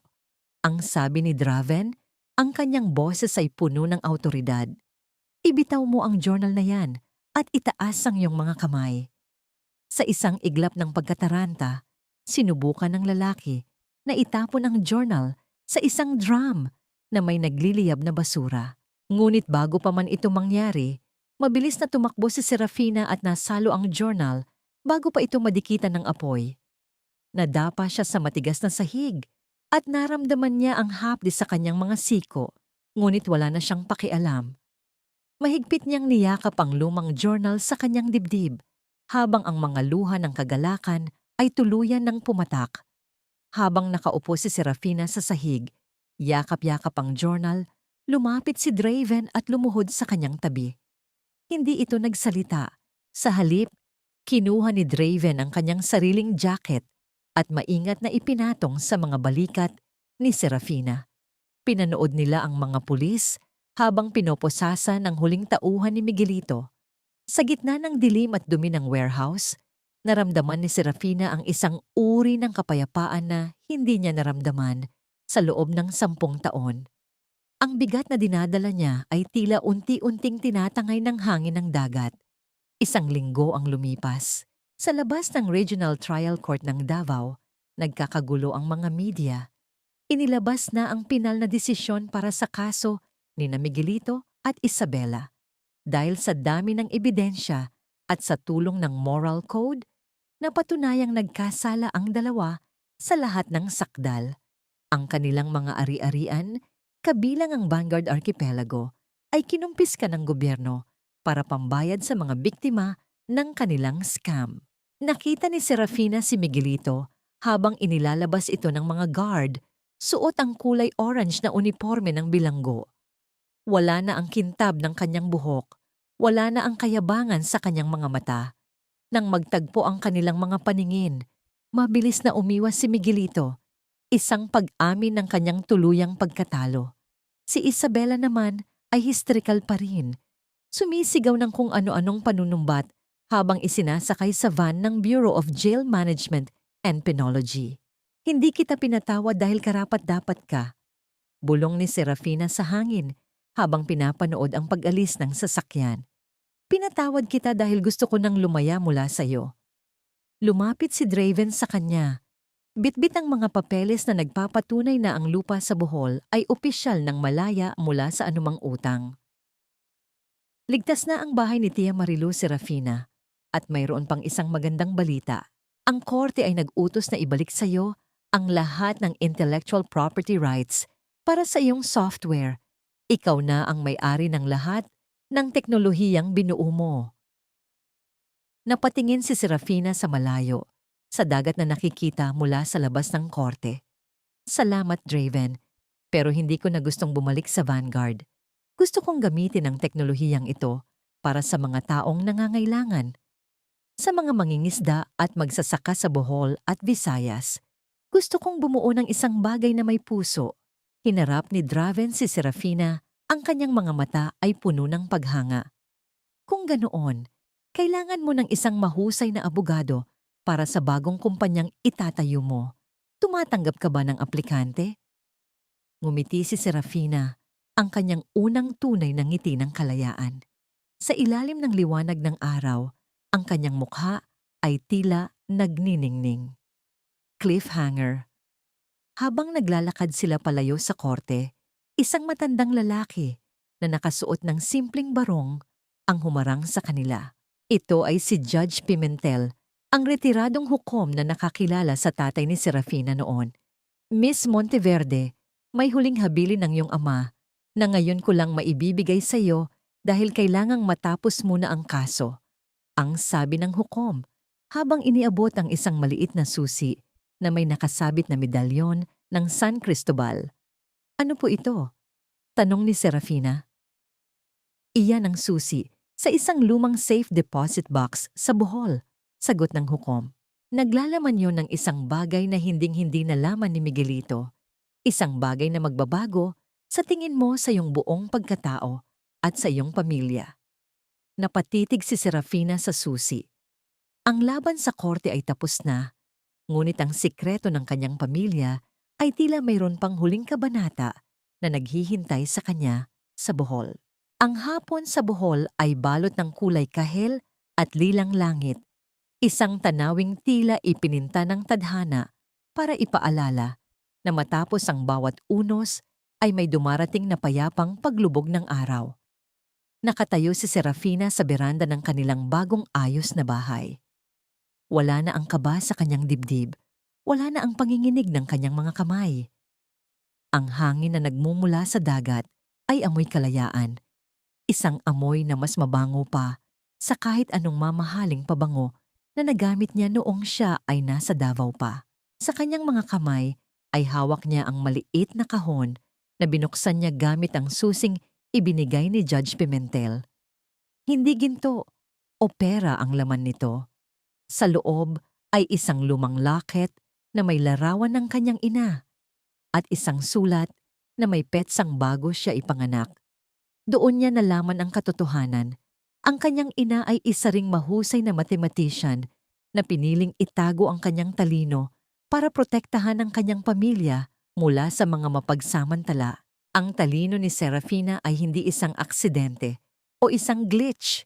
Ito ay isang pamana, isang dugong dumadaloy sa kanyang mga ugat na kailanman ay hindi mabubura ng kahit anong annulment papers. Ang tunay na kayamanan ay hindi ang kumpanyang binuo mo, kundi ang pagkataong nahanap mo sa gitna ng iyong pagkawala. Bulong ni Serafina sa hangin habang hinahaplos ang mukha ng kanyang ina sa larawan. Dahan-dahang lumabas si Tia Marilu mula sa kusina, dala ang isang plato ng mainit na kalamay. Ang matanda ay tila bumata ng 10 taon. Wala na ang bakas ng takot sa kanyang mga mata. Ineng, halina sa loob. Nakahanda na ang hapunan at nandoon na rin si Draven, tinutulungan ang mga mangingisda na iset up ang bago mong system sa kanilang mga bangka. Ngumiti si Serafina at tumango. Mula sa malayo, nakita niya si Draven. Katulad ng dati, ang lalaki ay simple lang, ngunit ang bawat galaw nito ay puno ng paggalang sa lupang kanyang kinatatayuan. Nang mapansin ni Draven ang tingin ni Serafina, itinaas nito ang kanyang kamay at kumaway. Isang simpleng kilos na nagpabilis sa tibok ng puso ni Serafina sa isang paraang hindi nakakasakal, kundi nakakagaan. Pumasok si Serafina sa loob at naupo sa hapagkainan. Sa gitna ng mesa, katabi ng mga pagkain, ay ang lumang journal ng kanyang ama. Kinuha ni Draven ang kamay ni Serafina sa ilalim ng mesa at dahan-dahang pinisil ito. Walang salitang binitawan, ngunit sa tinginan ng kanilang mga mata, alam ni Serafina na hindi na siya muling maglalakad ng mag-isa. Kinuha ni Serafina ang isang kutsara ng kanin at inialay ito sa kanyang tiyahin. Ang tunog ng kanilang tawanan at ang kalansing ng mga kubyertos sa pinggan ay tila isang symphony ng bagong simula. Sa mansyon sa Davao, ang hapunan ay laging tahimik at puno ng tensyon. Ngunit dito sa maliit na bahay sa Bohol, ang bawat subo ay may lasa ng pagmamahal. Naglalakad si Serafina patungo sa dalampasigan kasama si Draven habang ang mga bituin ay nagsisimulang magsipagsulputan. "Napatawad mo na ba siya, Serafina?" tanong ni Draven nang may pag-iingat. Tumigil si Serafina at tumingin sa malawak na karagatan. "Ang pagpapatawad ay hindi para sa kanya, Draven. Iyon ay para sa sarili ko. Pinatawad ko ang sarili ko dahil hinayaan kong maging maliit ang mundo ko para sa isang taong hindi marunong magmahal. Ngayon, ang mundo ko ay kasing lawak na ng dagat na ito. At ang kapayapaan?" Pagpapatuloy ni Draven. "Nahanap ko na, Draven. Hindi ito nahanap sa loob ng isang server room o sa dami ng pera sa bangko. Nahanap ko ito sa haplos ni Tia Marilu, sa tulong ng mga kapitbahay, at sa katotohanang kaya kong tumayo sa sarili kong mga paa." Hinarap ni Draven si Serafina. Ang kanyang boses ay naging seryoso, ngunit puno ng tamis. "Hindi lang ikaw ang nakahanap ng kapayapaan, Serafina. Dahil sa iyo, nabigyan mo rin ng katarungan ng pamilya ko. At higit sa lahat, binigyan mo ako ng rason para maniwala na ang pag-ibig ay hindi laging tanikala. Minsan, ito ang nagsisilbing pakpak." Sa huling pagkakataon, tiningnan ni Serafina ang kanyang mga kamay. Ang mga sugat at gasgas mula sa paglilinis ng isda ay wala na. Ngunit ang mga alaala nito ay nananatili. Isang paalala na ang isang reyna ay hindi lang nakaupo sa trono, kundi marunong ding humawak ng putik para bumuo ng isang paraiso. Ang kwento ni Serafina ay hindi nagtapos sa paghihiganti. Nagtapos ito sa isang mas malalim na tagumpay.